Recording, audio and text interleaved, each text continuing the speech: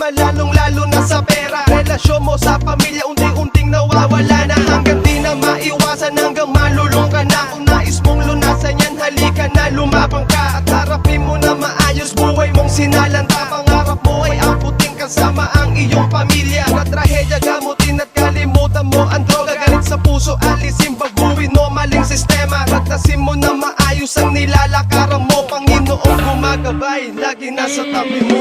Masdan mo, Masdan mo, masdan mo, masdan mo mamamayan, ang mamamayan, ang mamamayan. ang Pinas, baon sa utang, di na masolusyonan. Masdan mo, Masdan mo, masdan mo, masdan mo kabataan, sigaw ng bayan, humihingi ng karapatan. Madumi ang mundo, malupit ang mga tao, bigyan pansin naman sana ang sitwasyon na ganito. Lumalala na sa kabataan, magkaroon na matinding bisyo. Pag-asa ba sila ngayon, isa silang perwisyo. Nasaan ang karapatan na ipinangako nyo sa amin, na kahit kami ay magsumikap, heto't nagdidildil pa rin. Matatamis na salita ang inyong binibitawan, tsaka nyo lang kami kilala pagdating ng halalan. Tinapakusan na lang ba ang palaging umaayong? Ay puspusan ng trabaho, hindi pa rin nakakaahon. Ang batang musmos, naglilimos kahit maghapon. Nasaan ang mga pinangako na tayo'y makakabangon? Pag sila'y naihalal, malaki daw ang pagbabago. Lagi na lang ganito, lagi na lamang ginagago. Puro plano, mga pangako nyo na napapako. Sino bang umaangat? Hindi kami kundi kayo.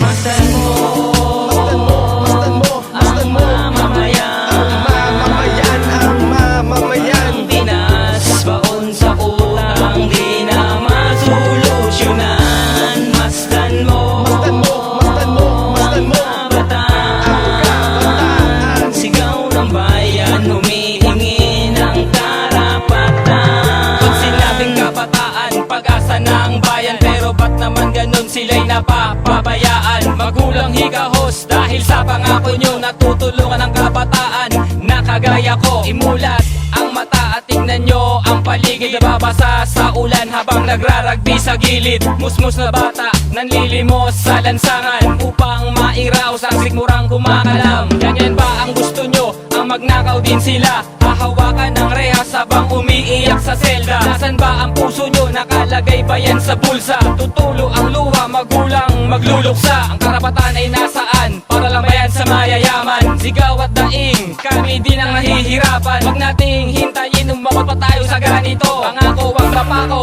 dahil diboto din ako.